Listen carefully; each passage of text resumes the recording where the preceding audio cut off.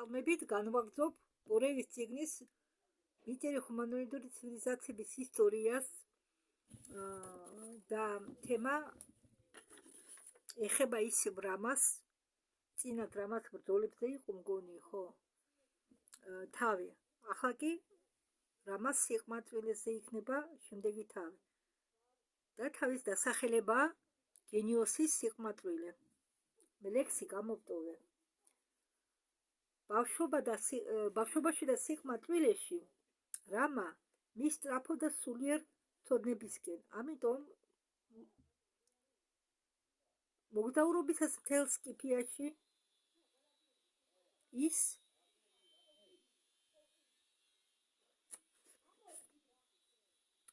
მოგზაურობდა მას უყვარდა მოგზაურობა ის დაიბადა სამხრეთ ურალში პატარა წყნარ ქალაქ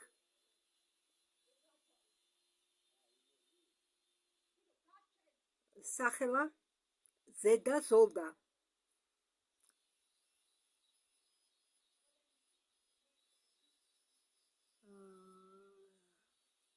მართლა უცნაური სახელია ზედა ზოლდა და დაამთავრა დასაწყისი სკოლა. შემდეგ მან დატოვა მშობლიური ტყეები და მთები.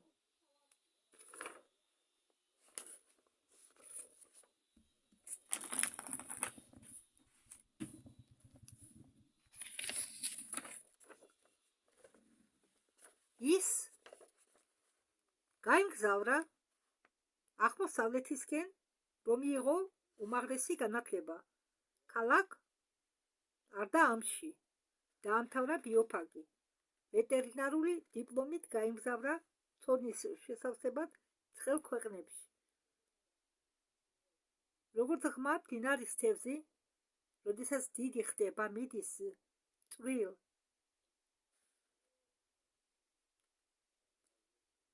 არა ღრმა, პატარა მდინარიდან, რამამ გაცურა ურალის ნაპირებთან. უბრალოდ ურალის ნაპირებიდან დატოვა თავისი მშობლიური მხარე, რომ ჩადირულიყო ცოდნების უსხულში კრიტზე და ეგვიპტეში, ძველი ეგვიპტესი, კრიტის, ტიბეტის და ინდოეთის მღვდლები ისე იყვნენ, რამაც გულწრფელობით გავრცელებულები და მისი ცოდნებით ასტროლოგიაში და თეოსოფიაში და მისი გოგოსი მორიდებულობით, რომ რამას მოუყვეს თავიანთი ეზოტერიკული ცოდნების ნაწილი, როდესაც რამა დაბრუნდა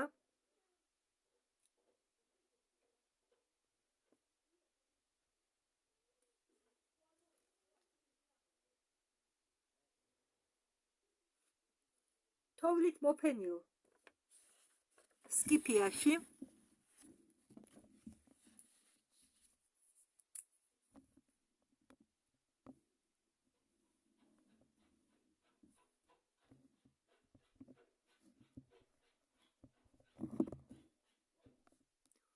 ოცდახუთი წლის ასაკში ის იყო თასად დაცემული ადამიანის სხორპლად შეტირის კულტით, რომელიც ბატონობდა მის რასაში. ის ხედავდა ამაში არიების ჩქარი განადგურებას, მაგრამ როგორ და რით დაამარცხოს ეს საშინელი წესჩვეულება,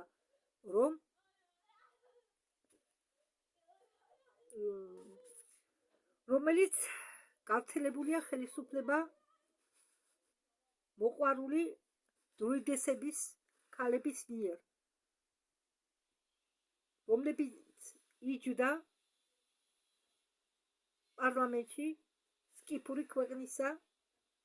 მორიგი მედიტაციის დროს რამამ მიმართა ორიონის თანავარსკვლავის გონებას. ორიონელები მაგ დროს ყურილებდნენ ახალბედა რასას იმისთვის, რომ შეეჩერებინა ჰიპერბორეელების დეგრადაცია და დახმარებოდნენ რამას. ორიონელებმა გამოიმუშავეს ახალი სახეობა ჩუმი ვირუსი იყო გენეტიკურად შეცვლილი და გაძლიერებული იმისთვის, რომ მას შეძლოდა შეუწყვეტლივ მუშაობა ჩრდილოეთის პირობებში. ახალ ჭირში გამოგზავნილი ზევიდან მხოლოდ თეთრ კანიანებს ეხებოდა, რამამ ნახა სასჯელი ციდან მისი ერის საშინელი კულტის გამო. აქამდე უნახავი ჭირით ავადმყოფობდა მხოლოდ თეთრი ადამიანი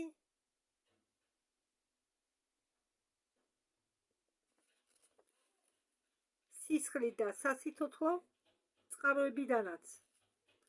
მთელი სხეული იფარებოდა ლაქებით, შავი ლაქებით, სუნთქვა ხდებოდა გადამდები, დასიებული და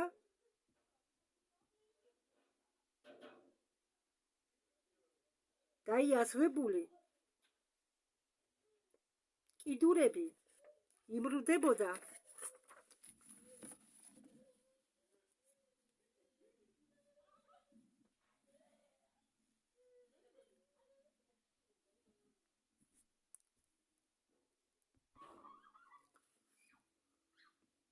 და მოკვდარი ხვდებოდა საშინელ ტანჯვებში. ცოცხლების სუნთქვა და კვდრების სუნი ვრცელდებოდა მთელ სკიფიაში და ავრცელებდა ჭირს.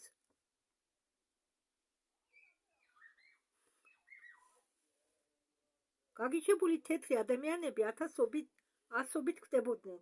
მიხოცებოდა მთელი ქალაქები და ქვეყნები, სადაც ჩრდილოებით იყვნენ დასახლებული. გულდაწყვეტილი ეპიდემიით რამა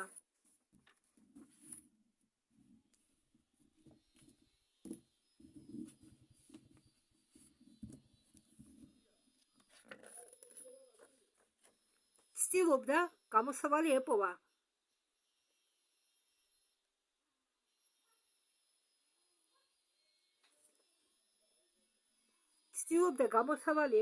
ეგვიპტურ და ინდურ წიგნებში, მაგრამ არცერთთან წამლები და შროლოცლები ვერ შველოდა. სიყმაწვილეში რამას წესად ჰქონდა ლოცვით ფიქრს მიეცემოდა დიდი მუხის ქვეშ წყნარი წყლის მდელოზე ერთხელ საღამოს ის დიდხანს და დატანჯულად ფიქრობდა თავის რასის ტანჯვაზე.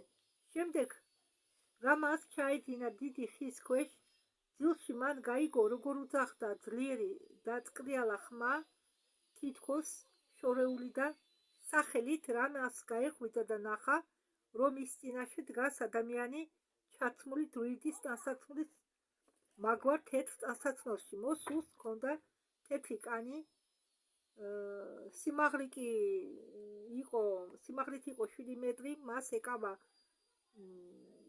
რკინის ჯოხი, რომლის გარშემო იყო გარშემორტყმული გველი.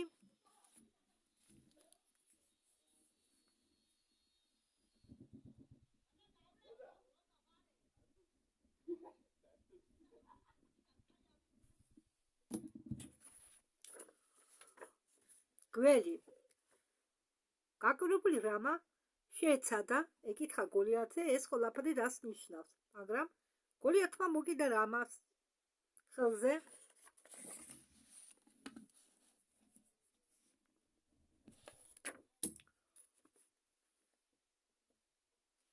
აწია ის, აჩვენა მას ტოტი ომელას ხისა იმ ადგილას, იმ ხეზე, რომლის ქვეშ ედინა რამას. ამ დროს გოლიათმა ნაზად უთხრა: ო რამა, საშუალება რომელსაც შენ ეძებ ჭირისაგან აქ არის შენ წინაშე. შემდეგ გოლიათმა ამოიღო თავის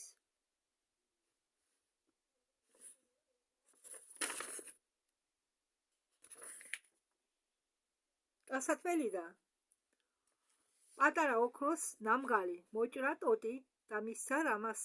მან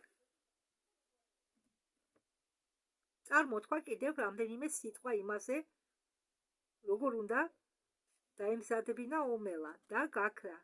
გოლიათი დემატერიალიზმის გოლიათმა დემატერიალიზაცია განიცადა, გაქრა და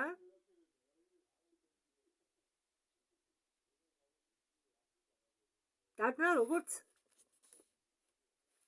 დილის ნისლი.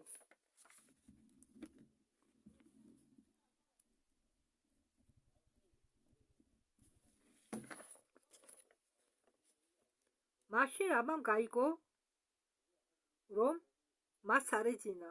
მან მაშინვე იგრძნო თავი განწმენდილი, გამხიარებული და ენერგიული. შიდა ხმამ უთხრა, რომ ზეთიური მეგობრის სახით მან ნახა განთავისუფლება საშინელი ჭრისაგან მეხუთე 1000 წლეულისა და რამამ მოამზადა ომელა გოლიათის რჩევით. ახალგაზრდა დრუიდმა მისცა ეს სასმელი ავადმყოფებს და ისინი გამოკეთდა სასწაულ განკურნებებს, რომლებსაც აკეთებდა რამა, მან მოუტანა ცნობილება. რამამ ამით გაითქვა სახელი.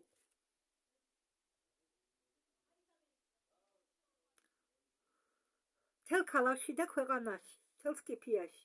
მასზე ლაპარაკობდნენ როგორც უდიდეს ესკულაპზე. რადიო და ტელევიზიაში იყო ორგანიზებული ტელეხედები ტურნე აზიის ქალაქებს და ევროპის ქალაქებს შორის. ჯამთელების ნაწილის საიდუმლოს რამა ინახავდა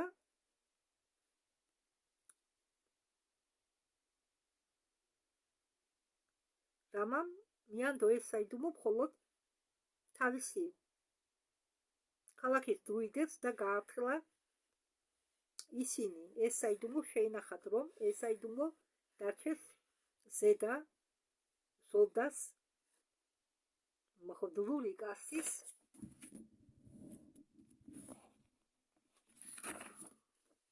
საიდუმლოდ, რამას მრავალრიცხოვანმა მოწაფეებმა, რომლებიც დაფრინავდნენ სუქანა სამედიცინო აპარატებზე, ადგილიდან ადგილებში მთელ სკიფიაში თვლიდნენ ღვთის მაცნებად. თვით რამას კი ნახევრად ღმერთად. იმ ამბის შემდეგ ომელა გახდა წმინდა მცენარე. ამ მოვლენის სამახსოვროდ რამამ დააწესა დღესასწაული შობისა ან ახალი გადარჩენისა, რომელიც ჯერ ჩააჩინა ყოველი ახალი წლის დასაწყისში, რაც შეეხება საიდუმლო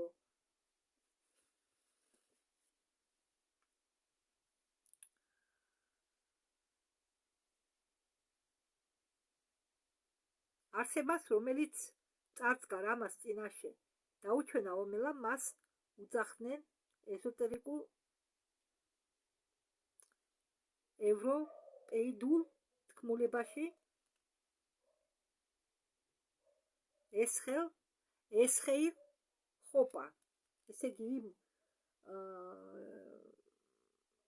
7 მეტრიან დრუით, რომელიც გამოეცხადა რამას, მას დაარქვეს ესხეილ ხოპა. თარგმანში ეს ნიშნავს გადარჩენის იმედი იმალება ტყეში. ძველი ბერძნებმა გააკეთეს ამ სახელიდან მითიური ესკულაპი გენიოსი საექიმო ხელოვნებისა, რომელსაც ეკავა ხელში მაგიური ჟესლი.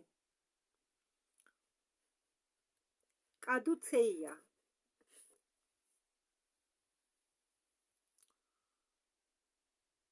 მაგრამ რამა ხედავდა უფრო საჭირო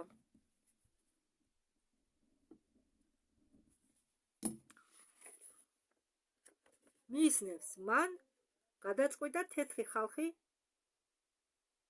გაეორნა ჭრისაგან, რომლებიც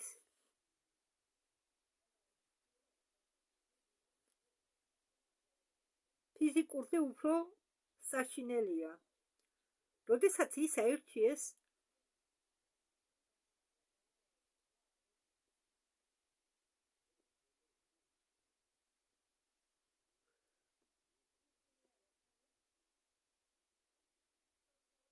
რელიგიურ ხელმძღვანელად ურალისა მან მისცა პირდაპირ ბრძანება დრუიდების კოლეგიას და ქალ დრუიდებს ბოლო მოეღოთ ადამიანთა სვერფ შესაწერის კულტს. ეს ამბავი გავრცელდა მთელ სკიფიაში ორივე ოკეანემდე. ტელევიზიით გადასცემდნენ მრავალრიცხოვან ტელედებატებს ამ თემაზე სკიფური სახელმწიფოს შორის, ევროპა და აზიას შორის ხელმძღვანელები რელიგიური კონფესიებისა დასავლეთისა იყო აღშფოთებული ამ ბრძანებით. მათ ახსნეს რამაც მოქცევა როგორც რელიგიური ადამიანთა ჩვეულებებზე პატივის აღება,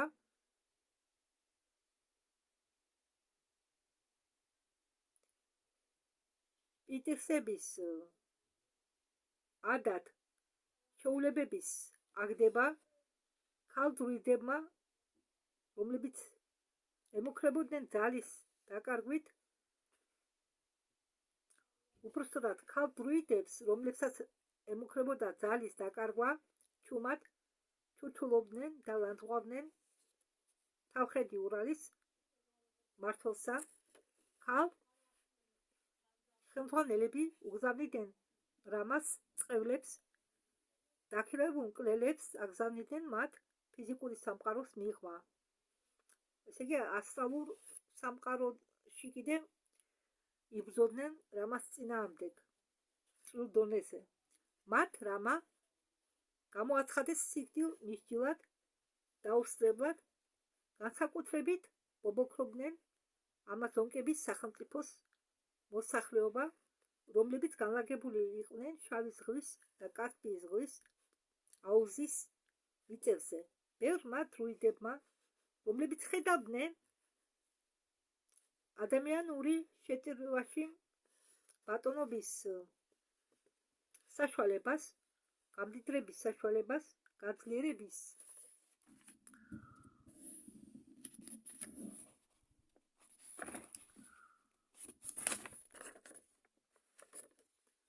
საშუალებას შეუერთდნენ ქალებს. ამის შედეგად რამა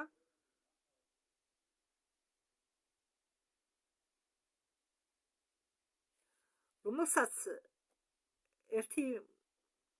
ერთნიღუნდლები მხარს უჭერდნენ, მეორენი კი წევლიდნენ, მაგრამ რამაც გადაწყვეტილება ჰქონდა, მიიღო მიღებული, უკან არ დაეხია არანაირი სირთულეების გამო, მან არიების დროშებს კიდევ ერთი სიმბოლო დაამატა. სკიფების ყოველი ქვეყანას ჰქონდა თავისი ნიშანი ცხოველის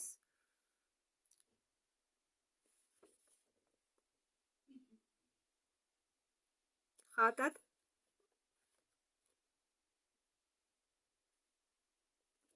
ესე იყო გამოსახული ცხოველის თავი,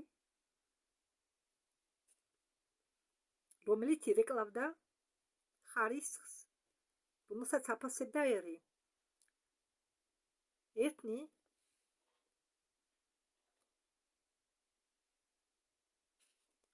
სახლების სახურავზე ამაგრებდნენ თავებს. მაგალითად, პარლამენტის თავზე.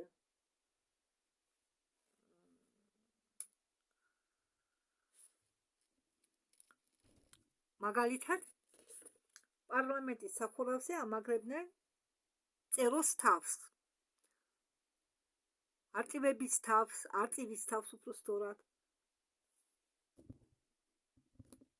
ძერას თავებს.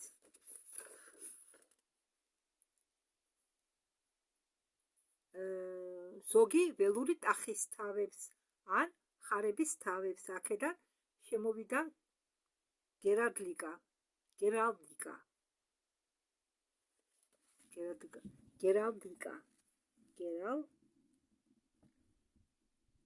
მე არასდროს დამიწერია. ჰიპერბორეის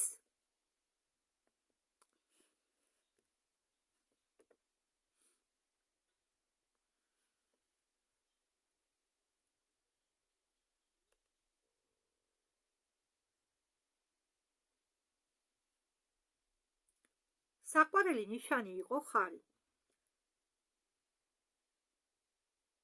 რომელსაც დაარქვეს სახელი ტორი, რომელიც ნიშნავს ცხოველურ ძალას, ნებას და სისასტიკეს. ხარი კუნძულ ტურეზე მოვიდა ატლანტიდიდან, რამამ ხარის სიმბოლო შეცვალა. რამამ ხარის თავი სიმბოლიკა, ხარის თავი შეცვალა ვერძის თაბად. მამაცი და მშვიდობიანი წინამძღოლი ცხოვრებისა. წმინდა ბატკნების ეს დროშა არკაიმის ცენტრში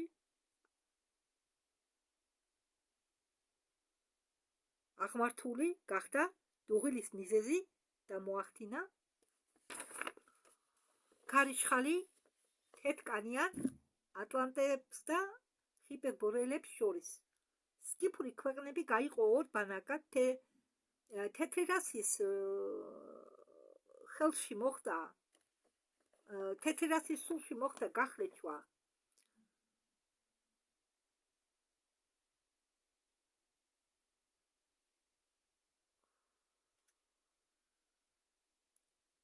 სურვილით გაინთავისუფლონ თავი ცხოველური ხასიათისაგან და აიწიონ ზეციურ საფეხურამდე უნახავი სიწმინდისა, რომელსაც მიყავს ღმერთთან სიკვდილი ვერც.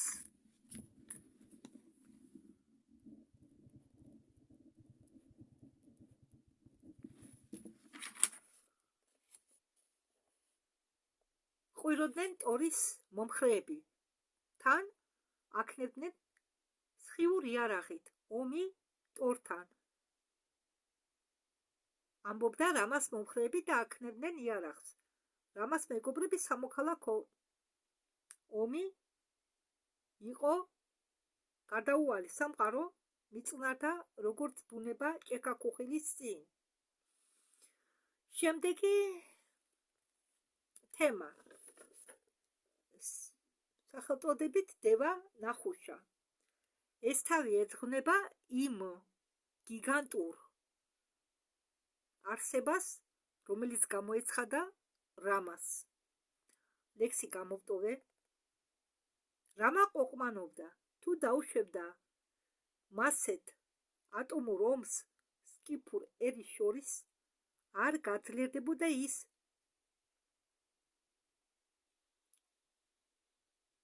ბოროტების წინამდე და არ მიიყვანდა თავის თეთრ რასას ამოხოცვამდე. ესე იგი, რამა დარდობდა, რომ ეს ომი მართლა არ გადაზრდილიყო ამოშლეტვაში და ამოხოცვაში. ის შიშობდა, რომ მისი თეთრი რასა გაინადგურებდა თავს და ამ დროს მას ჰქონდა მოვიდა კიდევ ერთი ახალი ხილვა. ჭექა-ქუხილის ცა იყო დაფარული ტყუის ფერის ღრუბლებით, რომლებიც მთებიდან ჩამოდიოდა და ეხებოდა ტყეების კენჭროებს.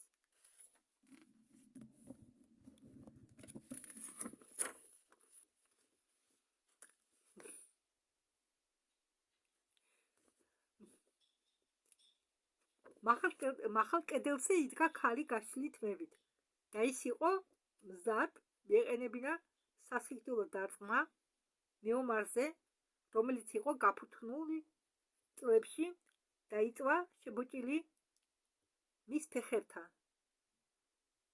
წინაპრების სახელით გაჩვედი და იყვირა რამა და მივარდა დრუიდასთან. დრუიდესამ დამოქმედებით საშინელი მზერა მიაშურა რამას. ამ დროს დაბლა ჩამოწეული ღრუბლებიდან გაისვა ჭექა-ქუხილი, განათებული ჭექათი, გამოჩნდა ხატი. მთელი ფიჭვის ტყე განათდა დრუიდესა დაეცა როგორც ჭექა-ქუხილით დარტყმულმა. შებოჭილი მადევარი განთავისუფლდა და მან ახედა ხატს შიშით, რამაც ის რამას არ შეშინებია, რადგან მაგ ხატში იცნო ღვთიური არსება 7 მეტრიანი სანტიმეტრისა თეთრ სამოში, რომელიც მანამ ესაუბრებოდა რამას ტყეში წმინდა მუხის ქვეშ. ამ რიგში ახლა უფრო მშვენიერი მოეჩვენა რამას მისი სახელიდან მოდიოდა სინათლე. ამ ხატების სახელიდან მაშინ რამამ ნახა, რომ ის იმყოფებოდა ზეთიურ ტაძარში, რომელსაც ეყნობიან ბროლის ფუძეები, კოლონები. სასხორპლო ქვის ადგილზე აღიმართებოდა ოქროს საკურთხეველი. საკურთხევლის გვერდით იდგა მეომარი, მაგრამ მისი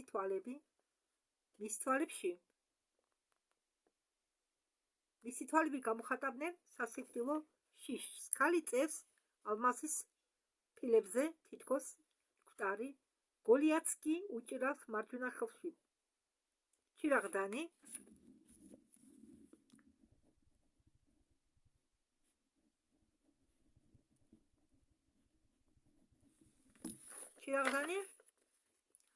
მარცხენა ხელში კი ფიალა. მან შეხედა რამას და უთხრა: რამა, მე უკმაყოფილო ვარ შენით. ხედავ ამ ჩირაღდანს.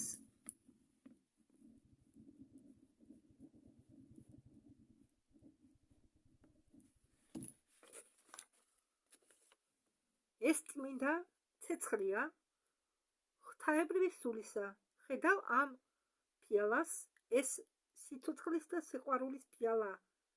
მიეცი ჩირაღდანი მამაკაც, ფიალა კი ქალს.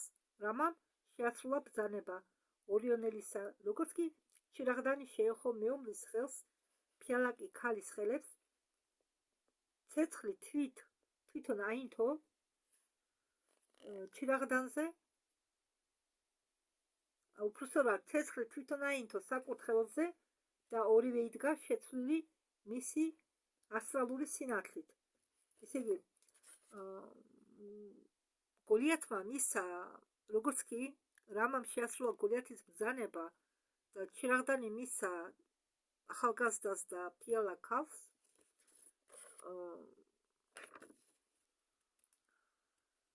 საკურთხეველზე ცეცხლი თვითონ აინთო.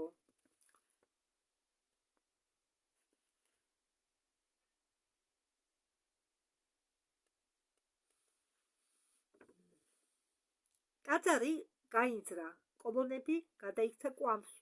მისი გუმბათი შეიცვალა ვარსკვლავური ცით და რამა მაშინ ნახა თავის თავი დათოვლილ ჰიმალაის კენტეროზე.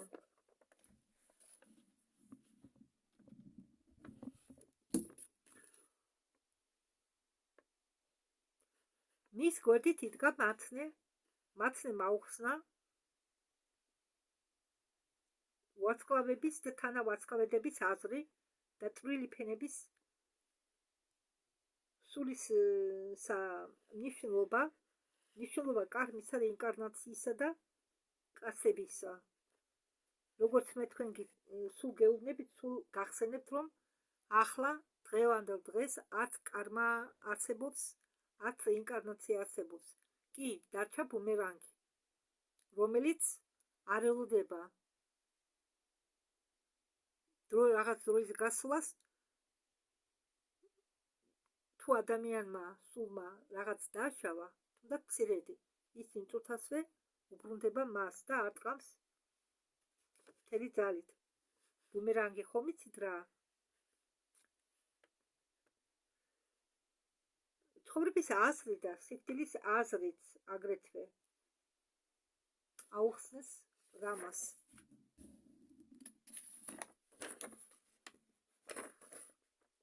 ორიონელმა ასწავლა რამას ზოდიაქოს ნიშნების კითხვა და ყოველი ცალკე აღებული არსებებისა კითხვა. ვინ ხარ შენ, სიბრძნის სულო? კითხა რამამ ზეთიურ მეგობარს. ზეთიურმა მეგობარმა უპასუხა: მე მქვია დევა ნახუშა. ღვთაებრივი გონება შენ გაავრცელებ ჩემი ცოდნების 5 სხივს მთელ პლანეტას დედამიწაზე და მე ყოველთვის მოვალ შენი ძახილით. ახლა კი მიდი, იარეს შენი არჩეული გზით, არ გაჩერდე, არაფრის შეგეშინდეს და არაფერზე არ ინანო. და ღვთაებრივ მაცნემ მიუნიშნა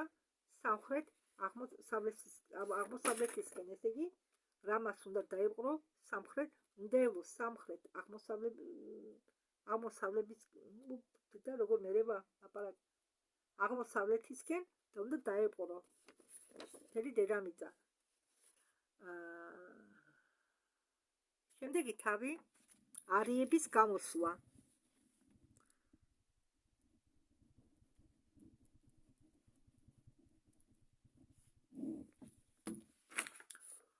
აქ ლექსი მაქვს მე გადათარგმნილი. რა არის ჭეშმარიტება? იკითხა პონტი პილატემ. ალბათ ყველა მიცით პონტი პილატე ვინ არის? ვისაც გაგიკითხათ ახალი აღთქმა იესო ქრისტეს ცხოვრება, ალბათ გეცოდინებათ ვინ არის პონტი პილატე. მე ვარ ჭეშმარიტება, თქვა ძემ ადამიანისა. ვარსკვლავები წინავდნენ, სართლები დნებოდნენ, მიდიოდნენ ხალხი ყინულით და მდინარეთ, ზღვის სამყაროებში დაბრმავებულები ტირილისაგან, ადამიანების გულებში, სიბნელეში, შეკუმშული, არსებობის აზრის და მიზანს ვეძებდი მე, რისთვის და რატომ დავიბადე დედამიწაზე მე, წევარ და ხელებით ცას ვეხვევი, ყოველა ჭრილობებს ვერ ვზნობ დილისთვის. ვარსკვლავებში ისეთი მუნჯური სილამაზეა, რომ მათ ყურებაში არ მოხვდები, გონებით და მზერით ვერ მოეხვევი ღრმა სამყაროს შექმნილს სიყვარულისაგან.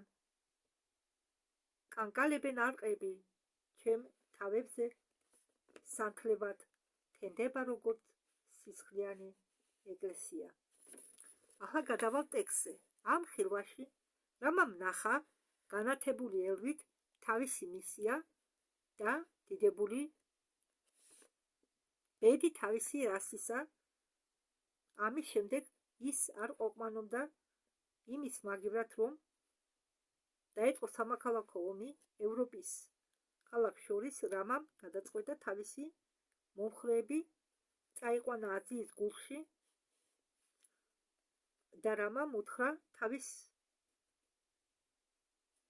მეგობრებს, რომ უნდა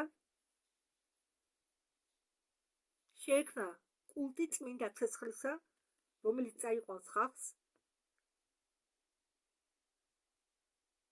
სიყვარულისაკენ და ბედნიერებისაკენ.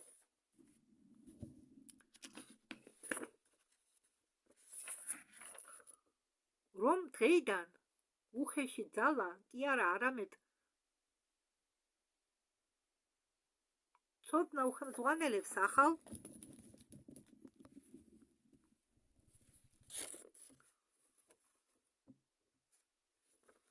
თეთრ რასას, მაგრამ რომ შეაგროვოს ეს კეთილი მოსავალი, საჭიროა გამოყოს კარგი თესლები. საჭირო იყო, რომ მამაკაცებმა და ძლიერმა ხალხმა მამაკაცებს და ძლიერ ხალხს უნდა დაეტოვებინა ევროპა და სამხრეთ მიწების დასაყრობა და შემდეგ დაპყრობის შემდეგ იქ დასახლებულიყო. ესე იგი, სამხრეთ რამარე აგიტაციას უტარებდა ყველაზე საუკეთესო მამაკაცებს და ძლიერ ხალხს, რომ დაეტოვებინათ ევროპა და სამხრეთ მიწების დასაყრობად გაყოლოდნენ მას და შემდეგ იქ უნდა დასახლებულიყვნენ ახალ მიწაზე. იქ რამა გამოიტანა თავისი ბრძნული კანონი, იქ დააწესებს ახალ რელიგიას და ახალ ცოდნას. ეს წინადადება იყო მიღებული ენთუზიაზმით ურალის სკიფებით, რომლებიც იყვნენ სიყმაწვილის სასახლში, რომელსაც უნდოდათ ახალი თავგადასავლები და გრძნობები. უდიდესი გადასახლება არიელი ერებისა, რამაც ხელმძღვანელობით დაიწყო ურალელი და ევროპეიდური სკიფების გაერთიანებით და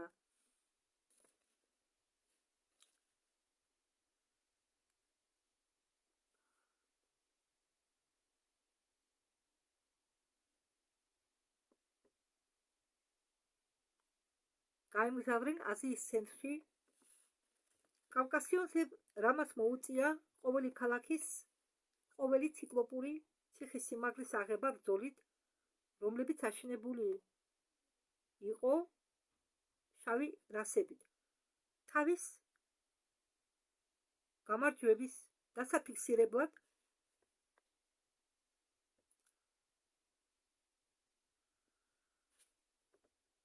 გამოტეხავდნენ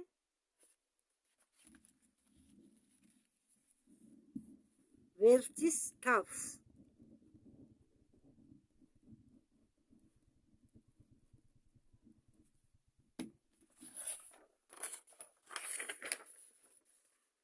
კავკასიის ფერთობებზე გენერალისიმუსი რამა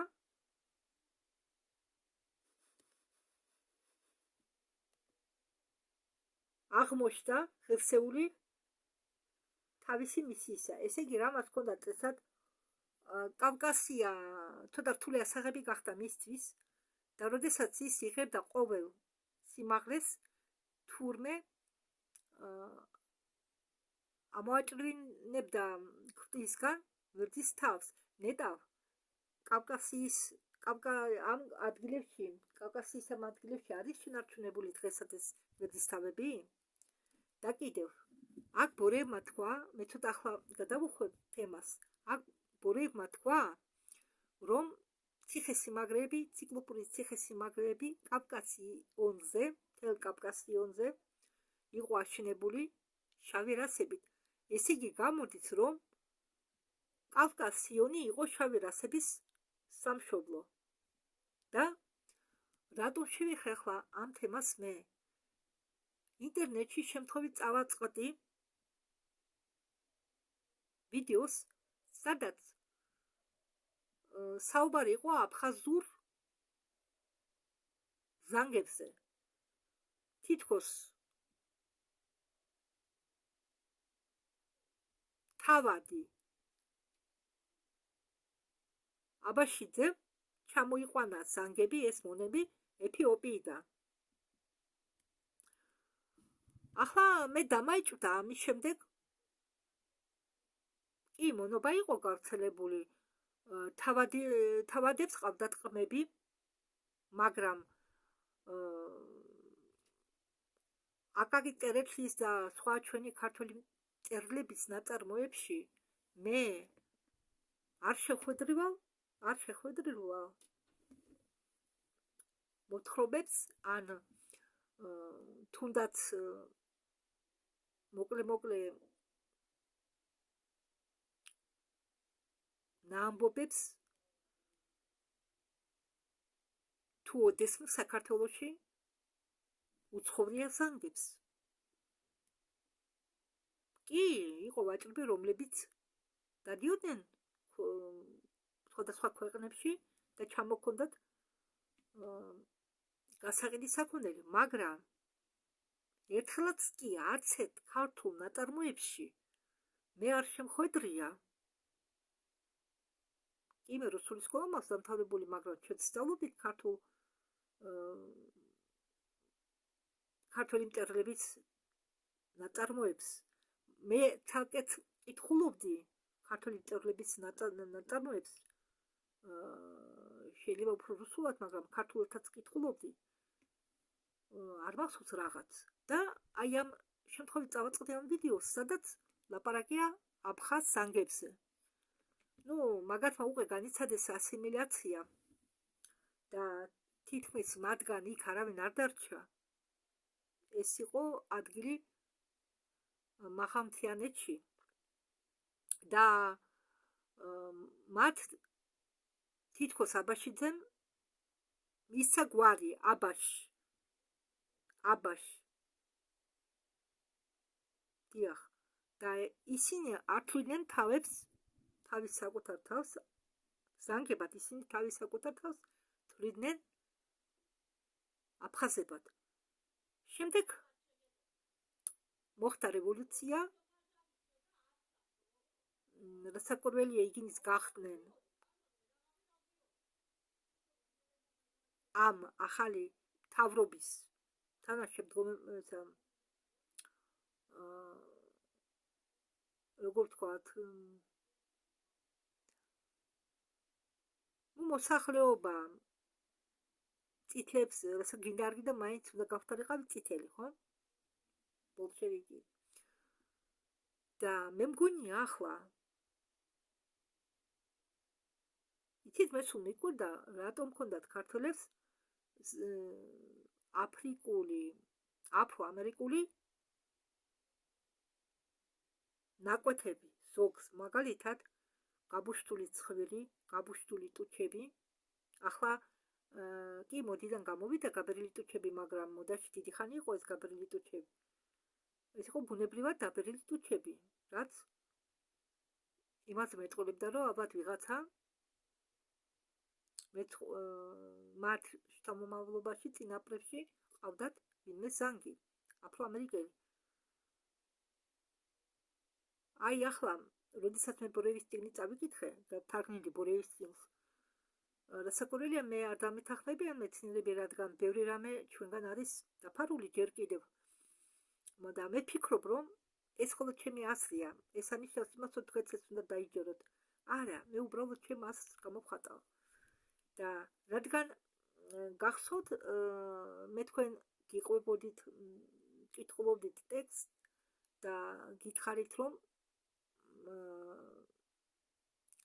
ჯერ სანამ გიპერბორეელები მივიდოდნენ კონსულტულეზე იქიდან სხვა ცხოვრობდა იქ და იქინი გარეკენ იქიდან შემდეგ გიპერბორეელებმა გარეკენ შავერასა თავისი ადგილებიდან სადაც კი მოეწონებოდათ არტოვებდნენ მაგათ ან მონობაში ყავდათ აგრეთვე ეს შავკანიანი აფრო-ამერიკელები სულ იდევნებოდნენ და ბოლოს ისინი დასახლდნენ მაღალ მთიან რაიონებში კავკასიონზე კავკასიის მთებზე კავკასიის მაღალ რაიონებში გინდა რუსეთის მხრიდან კიდე ჩვენი მხრიდან და შემდეგ როდესაც რამას უთხრა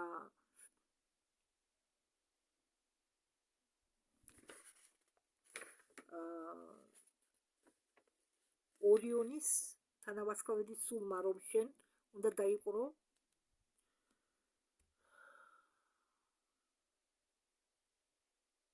დედამიწა და ცოდნა გაავრცელო და ახალი რელიგია გაავრცელო სიყვარული და სიმშვიდე ახლა აგერ ნათქვამია რომ კავკასიონი იყო დასახლებული შავი რასით, ესე იგი აფრო-ამერიკული რასით, ზანგებით, ხო?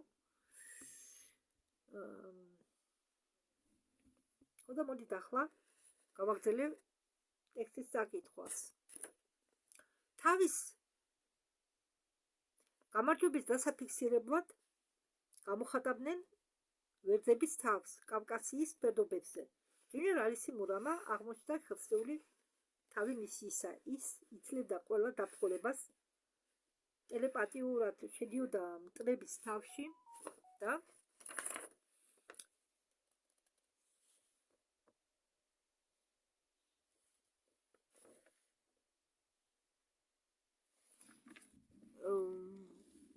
იღებდა აზრებს მტრების თავიდან.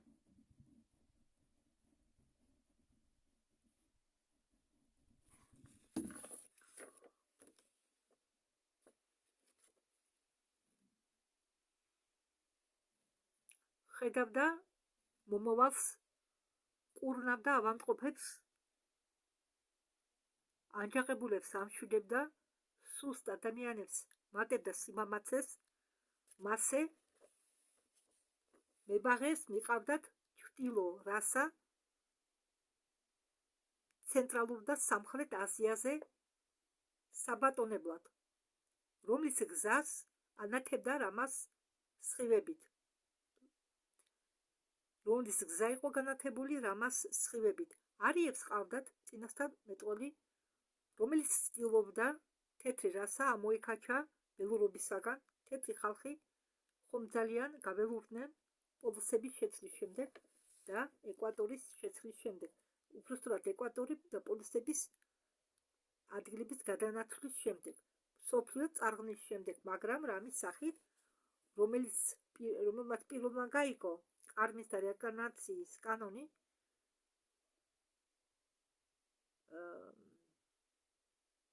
როგორც ღვთის კანონის გამოვლინება, გაიგო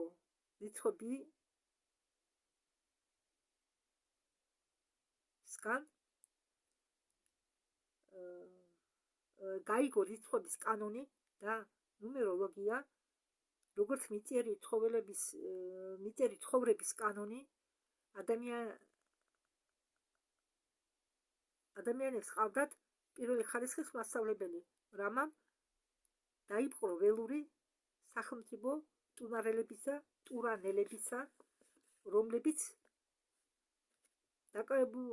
რომლებსაც დაკავებული ჰქონდათ სიმაღლეები შუა აზიისა, მაპატი მებნელ აენა. რამამ დაიპყრო ტურანელებიც, რომლებსაც დაკავებული ჰქონდათ შუა აზიის სიმაღლეები. შემდეგ მან ისინი წაიყოლია ირანის დასაყრდნად, საიდანაც გააძევა შავები, იმ სურვილით, რომ თეთრი რასას უნდა დაეკავებინათ ცენტრალური აზია და იქიდან გაენათა სხვა ერებისთვის. ირანის ტერიტორიაზე რამამ დაარსა ლამაზი თეთრი ქალაქის სახელად ვერა. ქალაქი განირჩეოდა ბევრი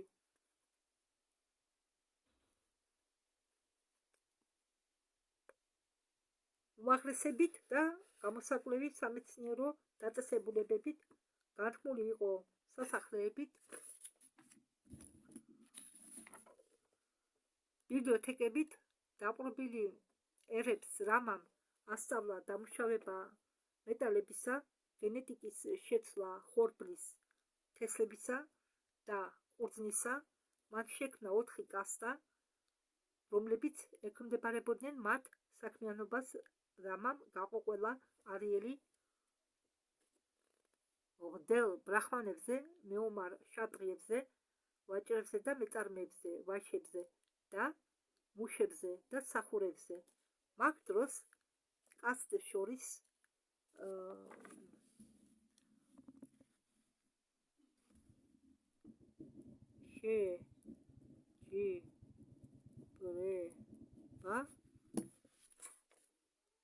არ იყო.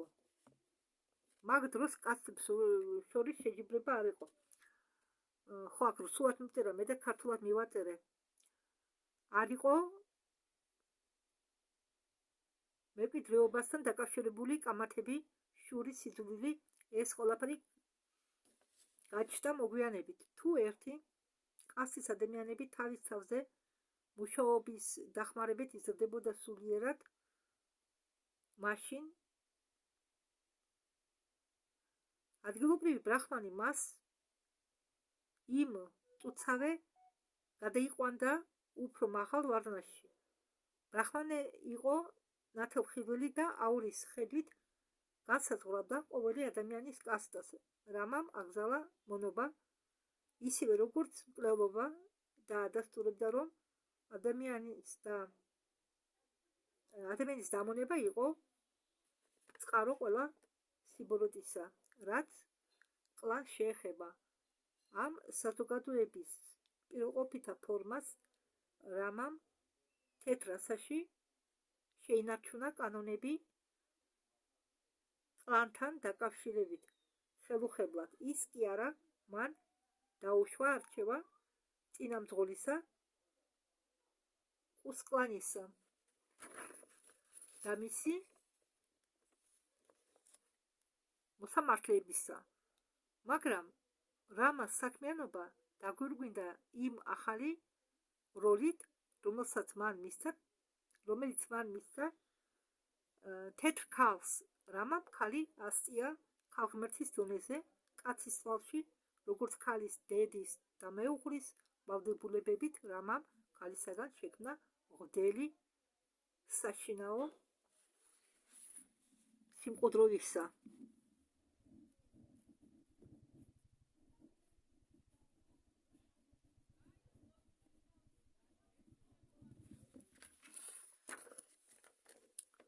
თავისი შვილების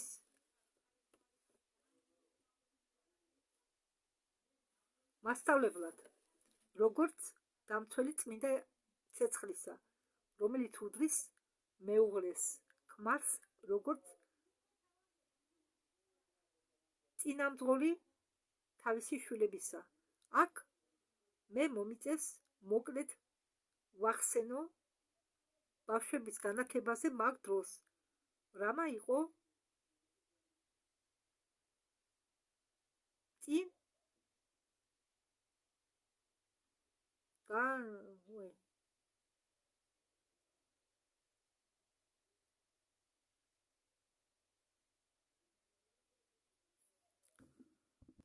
რამა იყო წინააღმდეგი საგანმანათლებლო უკაცრავად. რამა იყო წინააღმდეგი საგანმანათლებლო სკოლებისა. ის ამბობდა, რომ ქალი დედა უნდა იყოს მთავარი მასწავლებელი და აღმზრდელი თავიანთი შვილებისა და ამიტომ ქალმა უნდა მიიღოს ცოდნა ყველა მეცნიერებაში და ხელოვნებაში, რადგან ეს იყო მისი მაღალი ვალდებულებები, რომელიც როგორც ქალს დაიდო მოვალეობად ქმარი ინსპექციას უკეთებდა შვილების სწავლის ხარისხს. ეზოტერიკული და ტექნიკური სწავლება სახლში იყო მთავარი სამუშაო. ქალის მისი მთავარი ვალდებულება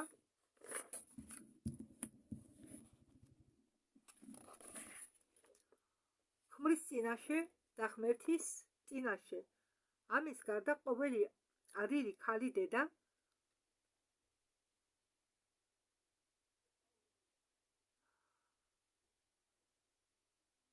ესწავლა შვილისთვის, სანამ ის 8 წლოვანი ასაკამდე არ მივიდოდა ხელოვნება.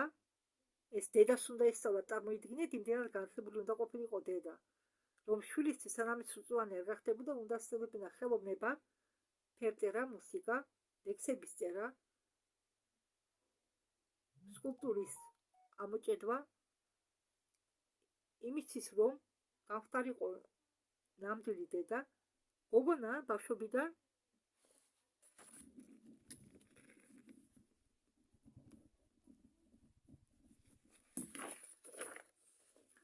იჯდა გაკვეთილის სამეცადინოდ, სულ ეკითხებოდა მამას კანონებზე,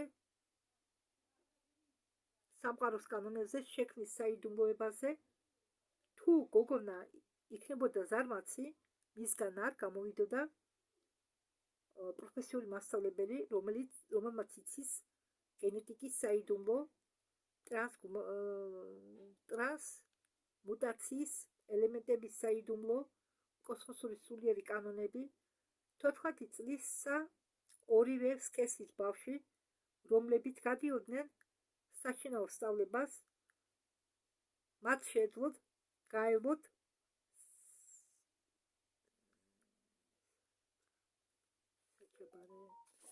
საჩაბარებელი გამოცდები მაღალ სასწავლო დაწესებულებებში, მაგრამ შუდრების და ხელ მიუკარებლების კასტებს ეძლეოდა უფლება თავის შვილებს ჩაებარებინათ საწყის და საშუალო სამგანათლებლო სკოლებში. ხელოვნების დისციპლინის და თავისუფლების ზონის მიხედვით სკოლები შუდრებისთვის იყოფოდა 4 ტიპის მიხედვით: სკოლა ციხე, სკოლა კარიერა, სკოლა ანარქია, სკოლა ხელოვნება. ბავშვები სხვადასხვა სკოლებში აბარებდნენ მიმართულების მიხედვით ნათელხმელები ოჯახის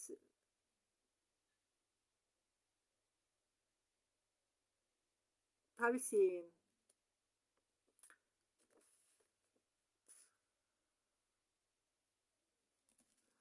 ნათელ მე თვითონ ესე იგი ამერიკაში მივე დანაწერი. ესე იგი ბავშვები სხვადასხვა სკოლებში ბავშვებს აძლევდნენ ნათელხმელის მიმართულებით. ნათელხმელი ხედავდა ბავშვების აურას, კითხულობდა და ამოიკითხავდა ხოლმე თუ რომელი ბავშვი რომელ უნარისკენ უფრო იყო მიდრეკილი. იმიტომ შეცდო მისთვის ოჯახის თავის მოვალეობაში შედიოდა ოჯახის რჩენა, სიყვარული და დაცვა და ცოდნებით აღჭურვება. ამაზე დაწვრილებით მოგიყვებით სხვა წიგნებში. ახლა კი დღეს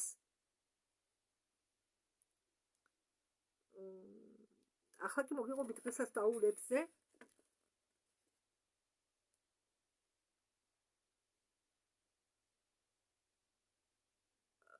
რომ გაილამაზებინა ცხოვრება უბრალო ხალხისა, რამამ დააწესა 4 დღესასწაული. წელიწადში პირველი გაზაფხულის დღესასწაული. ან ნაყოფიერობის დღესასწაული. ის იყო მიძღვნილი მეუღლის სიყვარულს. ზაფხულის დღესასწაული მეორე. დააწესა შვილებისთვის, რომლებსაც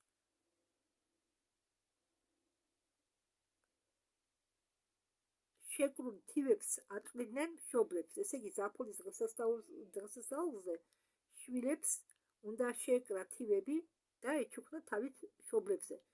მესამე დღესასწაული შემოდგომის დღესასწაული. ეს იყო მშობლების დღე. ისინი თავაზობდნენ ნაყოფებს თავიანთ ბაღებისა და ყანებისა შემოსავლიდან თავიანთ შვილებს, როგორც ნიშანი ბედნიერი და მშობლიური და მხიარული მშობლებისა. მაგრამ ყველაზე წმინდა და საიდუმლო იყო შობა, ან უდიდესი თესვის დღესასწაული. აი რას ნიშნავს შობა? შობა ის კი არა იესო ქრისტეს შობა იზეიმო, რომელიც ეს იყო ადრე, აი ეს დღესასწაული, შობის დღესასწაული, იესო ქრისტეს შობის დღესასწაული ჩააკვეხეს ამ დღესასწაულის ადგილზე, რომ ხალხს არ ეფიქრა თავიანთ ძველ რელიგიაზე, ძველ წესზე. ამიტომ რომ ამბობენ ახალი წელი და შობა, ეს არის მოგონილი სინამდვილეში შობა სულ სხვა რაღაცა, ვიდრე დღეს ეიმობენ თანამედროვე ხალხი. ხომ და ეს დღე რამა მიუძღვნა ერთდროულად ახალ შობილებს და სიყვარულის ნაყოფებს, რომლებიც დაიბადნენ გაზაფხულზე და წინაპრების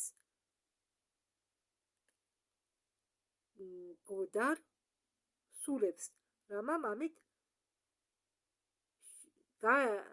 გაერთიანა ერთდროულად ადამიანური სიცოცხლე და დროის წლები ასტროლოგიურ წრეს. ამავე დროს ის ისწრაფოდა ჩაედო თაებრივი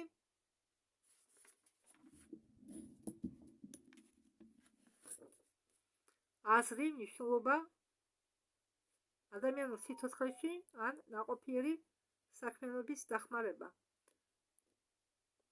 ზოასტრე მას უწოდებს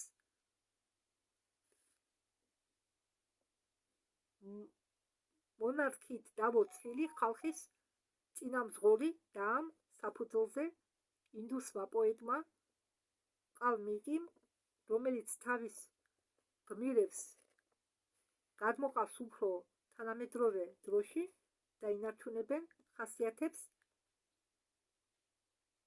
იდეალამდე, კალმიკი წერს, რამა ცისფერი ლოტოსის თვალებით იყო ბრძანებელი სამყაროსი, თავისი სულის ბატონი და სიყვარულის საგანი, ადამიანის მამა თავიანთ თანაშემწეებს და მსახურებს მამა თავისი თანაშემწეების და მსახურების მან შეძლო გააერთიანებია ყველა არსება სიყვარულის ერთიან ჯაჭვში. მოდით მე აქ შევჩერდები.